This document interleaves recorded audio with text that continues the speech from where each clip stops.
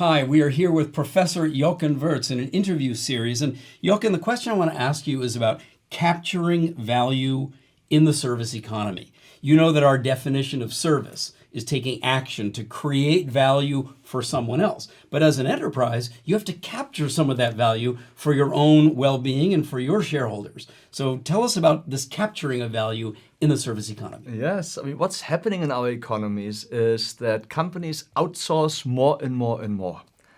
And for example, if you look at a BMW or any car, there is very little in this car that actually was manufactured by that car company. Okay. Right? The tires, the rims, the entertainment system, the windows, the seats, and you name it, ABS and so on. So the question then is, if you can buy everything from a competitive market, you can buy it from this market, your competitor can buy it from the market, right? What should you own that allows you to still extract value? Okay, what is it that you own and you provide that causes customers to have to and want to come to you? Yes. And I mean, I always use Tesla as an example. Yeah, so Tesla is seen as a very innovative company. And you imagine they're in a very old industry with very big players. They managed to come out with a product that is successful in the market. How in the world could a small company, even today, I mean, last year Tesla had $12 billion in revenue. Tesla's revenue is less than Toyota's or General Motors or Volkswagen's or Daimler's entire R&D budget. So there's a small company that has less revenue than competitors have R&D budget, and yet that small company, in the eyes of many, out-innovated the big companies, right? So how is that possible? And if you look at it, this is precisely also the power of Silicon Valley. I can start a company in Silicon Valley, and all I have is an idea and a business plan and a brand, and I outsource everything else. I don't own the servers, I don't own fulfillment, I don't own customer service. I all outsource it. So what in the end should I still own, right? That is the question here, really. And so the power of our service economies is that any competitor can go out and buy what you buy too, and can reconfigure this again into a new value proposition. So then what is it that you should actually own? Exactly. I mean, you look at it. Let me give you an example here. Yes. If you take a sports shoe company, let's take Nike. Okay. Yeah, Nike sells a pair of running shoes, to keep it simple, for $100 in Manhattan. Right? The retailer. So at what price does the retailer buy these shoes? Gross margin is over 100%, right? So maybe they buy them at $40. For coordinating the supply chain, for the design, for the marketing and everything, Nike takes maybe a $30 share. So there's only $10 left, right? And $10 is supply chain, manufactured in Sri Lanka or Vietnam, consumed in Manhattan.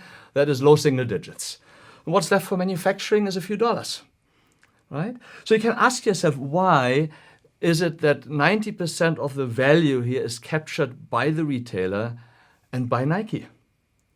Yes, I mean, this is sort of the key question. You can see, if you are Nike and you want to squeeze the retailer, let's say next Olympics, you say, I have this fantastic campaign, online, social media. But I'm raising the prices, your margin is going down. I'm cutting your margin from 60 to 58%.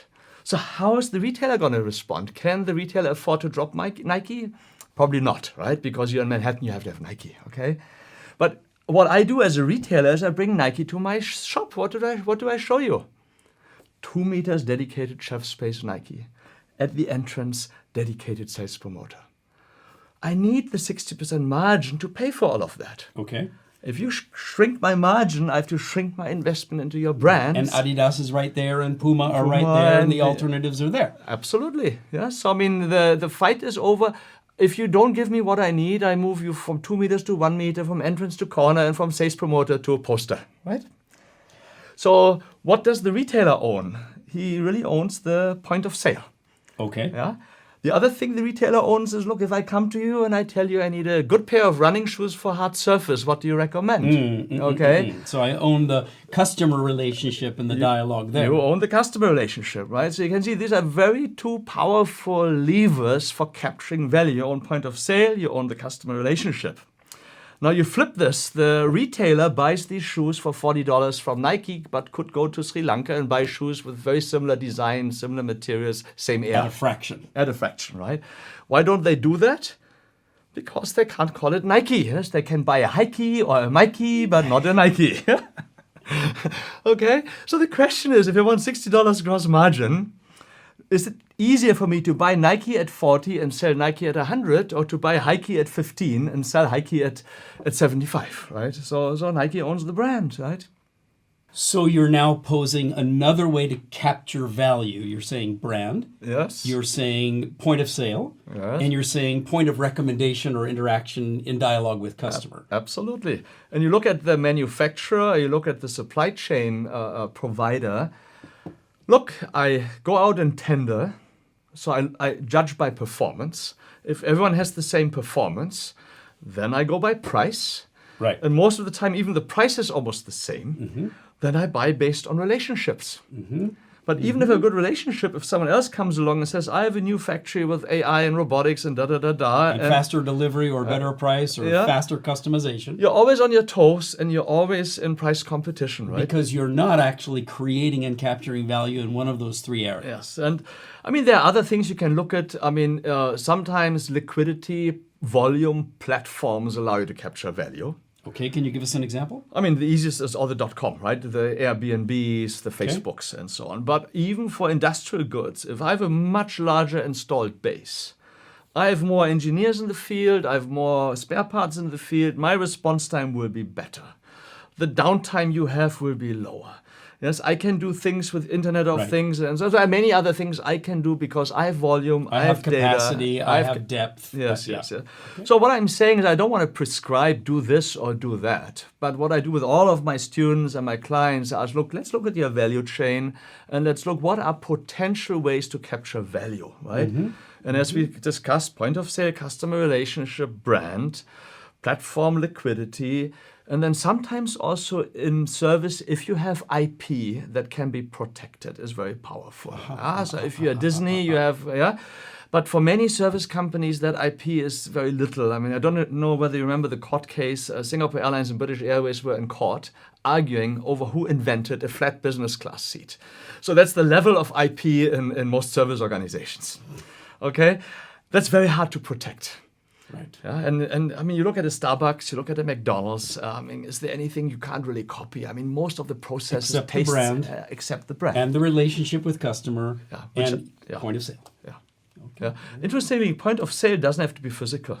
Could be an app, could be a website, wherever your customers meet. Right, or wherever you can draw them, or they already are. Yes. Very good. So, if you were going to give one piece of advice to someone today who was in an established business, what would that be for capturing more value in the future in the service economy? We will discuss that a bit later, but it really goes, you have to move closer to the customer and you have to work closer, I mean, delivering more service to the customer, developing more solutions for customers. So it's much harder to copy a solution than to copy specific equipment or products. Got it. That's sort of one of the key themes we have. So how do you move from manufacturing, or let's say even in service, from core services to actually running solutions in the customer's premises? So for an established business, move closer to get more intimately connected with your customer. What about for an entrepreneur? What about for somebody who's going to do a startup? What would be that one piece of advice you'd give? It's always difficult, one piece of advice. Yes, there's any one of the things don't work, you go bankrupt. Yes, you have the wrong strategy, you don't have cash, you have the wrong people, you mess up, any one of these things are gone, right? But the one thing I always look at is your business model, your value proposition powerful enough? And is it protected from established competitors quickly picking up those things? So you may have a fantastic fintech idea, but if any one of the big banks can copy that overnight and integrate it, you're out. Or they buy you. Or they buy you, yes, maybe. Yes, but very often the buying you is rare because often the small companies, they can duplicate, they have the much bigger resources.